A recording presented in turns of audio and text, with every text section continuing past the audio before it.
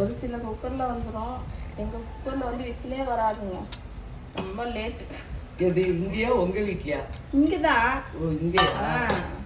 சும்மா மூடுற மாதிரி காமிச்சிட்டு சும்மா மூடுற மாதிரி காமிக்கணுமா? அதனால் நீங்கள் வந்து ஸ்டவ் மேலே வச்சு கொதிக்க வச்சு மூடி போடுங்க. கடுகு, கடுகுல உளுந்தியே காணும்.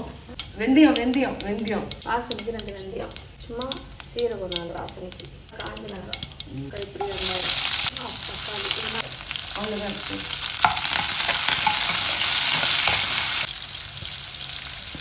அதெல்லாம் நான் அவ்வளோ பெருசு.